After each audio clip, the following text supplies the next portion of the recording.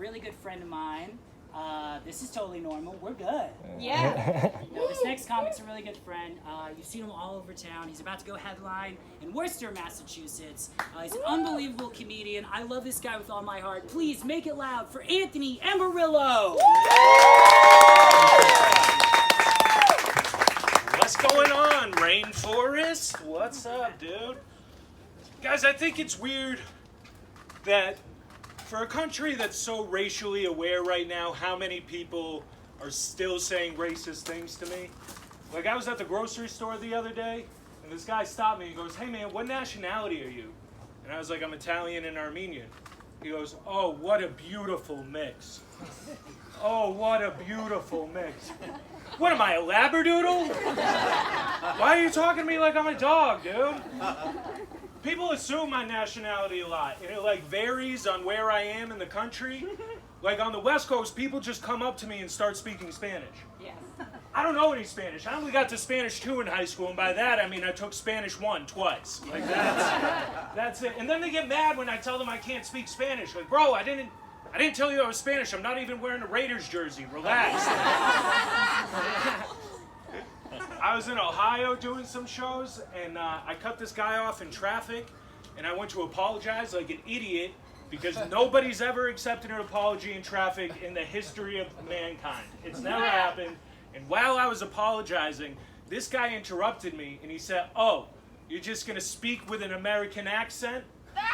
Why don't you go back to whatever terrorist country you came from?" He said this to me. It's like, bitch, I'm from Massachusetts. But I do think it's hilarious that people in Ohio think terrorists are practicing Massachusetts accents in order to blend in better. Like there's a bunch of terrorists in a cave somewhere like, "Hey kid, we're dropping off the bomb and then going to Dunkin's. Catch the last 3 innings of the Sox, dude." I do, man, even with all that stuff, I think the world's trending in the right direction, dude. And I know that because of my dad. My dad's 61, Italian, has paved roads for the last 40 years, and he's doing fantastic. You could tell he was struggling with this gender revolution that's happening. He was struggling with it. But my nephew has autism. My nephew has started to wear dresses every day. We don't know why. We don't know if it's the autism. We don't know if he's gay. We don't know if he's trans. We just know he likes wearing dresses. We're all over my sister's house one day. She has 5 kids. My nephew was in a silk nightie because he has impeccable taste. Yes. At 4 years old, the kid's crushing it, right? Yeah. And they're all going to go outside, and my dad looks at him and he goes, "You're going to let him go outside like that?" And my sister lost it. She goes, "If my son feels comfortable in a dress, he should be able to wear it at his own home, and he should know this place as love and acceptance, and you, your grandfather, should not put any demons on him." And my dad goes, "I'm just saying it's cold outside. Don't you think a power suit and sensible pumps would be more appropriate?" Graceful, man. He's killing it. This is one thing I'm sick of. If there's one thing I want to do in this world, I want to stop people from defending their racism with the phrase, "I'm from a different time." Eventually that runs out, right? You know what I mean? If you were born after MLK was assassinated, you're not from a different time. If you saw the Cosby Show air, you're not from a different time. If you took sides on Tupac and Biggie, not from a different time, okay? But I don't know. Our generation will find something to use that for. I don't know, man. I think it's hard to trust elderly people for me. It's something about their voice is untrustworthy. You know, like I remember when they sent the rover to Mars, this lady at CVS was like, "Did you hear? They sent the rover to space." And I was like, "No, Roombas clean your plays." You know? Like I just didn't believe her because my grandmother had that voice. And she would tell me crazy stories. My grandmother grew up poor in South Boston. She told me that she used to rip tar out of the asphalt and chew it like chewing gum because that's how poor they were. It's a true story I found. I just thought she was fucking senile, dude. I don't know, it's crazy, man. I'm glad we're all back from quarantine, in-person shows. Give it up for that, dude. That's fucking great. I think quarantine would have ended quicker. We just needed one major celebrity to die from COVID. Yes. We just needed one because all these people walked around saying, I don't know anyone with COVID. I don't know anyone that died from COVID. We needed one person, everyone collectively. No one good died. No one good, like... That's true. That's true. Remember when Tom Hanks had it? If he just did his part and bit the bullet, we would have been open by last July. Yes! We would have called it the Tom Hanks disease. There would have been charity events and fundraisers. Yes! And then when it comes out that the vaccination gave 1 in 5 people autism, we call that the Forrest Gump side effect. We missed it, guys. I think... You like that one. I did. Absolutely. I think that means you can blame anything bad that happened to you in quarantine on Tom Hanks. Like that 15 pounds you gained? Fucking Tom Hanks, dude. Oh, man. During quarantine to make money because, you know, I get paid in gas money to be here tonight, I picked up a bunch of side jobs, a bunch of side work. I can do construction. And this one job really weirded me out. He hired me to build him a patio, right? And when I showed up, he goes, I actually want it a bit bigger. You're going to need some help. Why don't you go pick somebody out at Home Depot? No!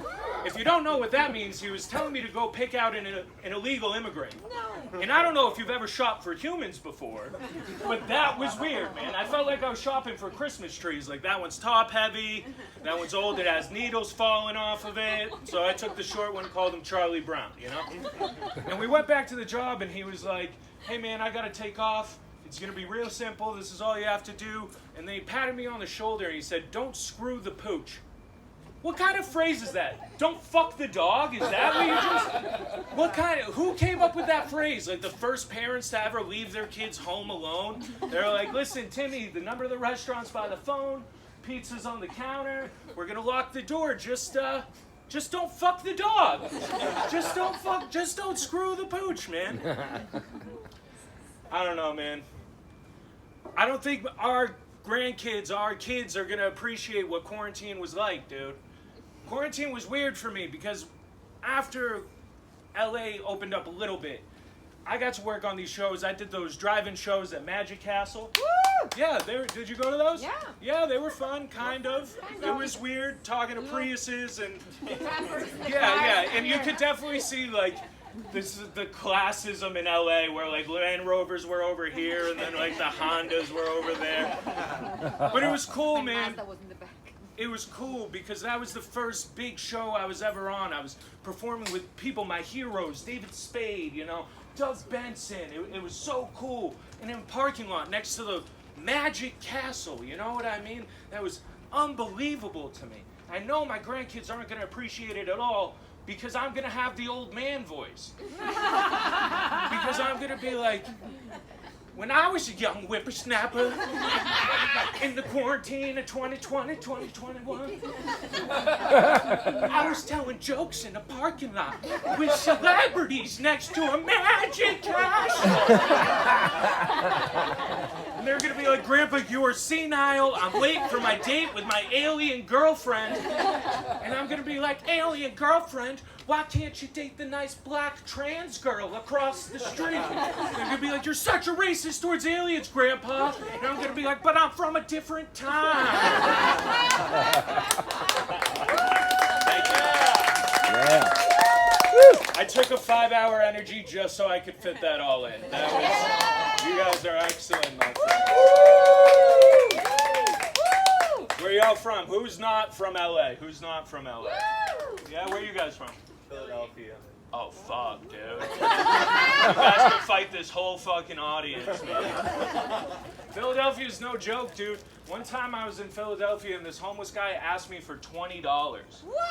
I was like, I don't ask my dad for $20. You know? That's fucking crazy, dude. Man, I love my dad. But my dad made me start paving roads at 13 years old. That was tough, man. Paving roads in Boston's no joke. People fucking hate people that pave roads. You don't want potholes, but God forbid we try to fix them, dude. I'll never forget. I was 15 years old. I was jackhammering. It was 7 in the morning. I was in South Boston, and this lady came out of her house, pink fuzzy robe, fucking Marlboro hanging out her mouth, and she goes, hey kid, you sanctioned to be here? Like, no lady, I'm a freelance jackhammer. Find my ad on Craigslist.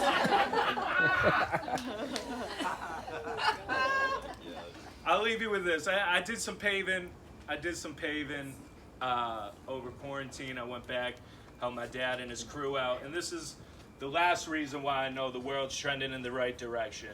Because catcalling has become PC, my friends.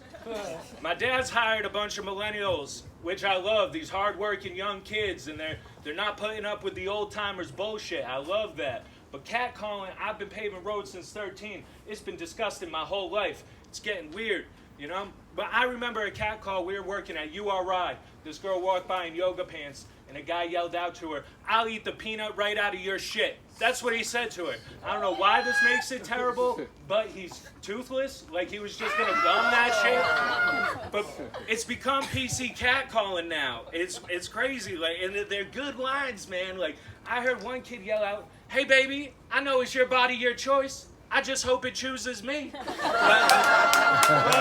yeah, that was smooth, dude. And then you got ones that are lazy that are like, "Hey, I voted for Biden." You know? Guys, that's my time. My name's Anthony Amarello.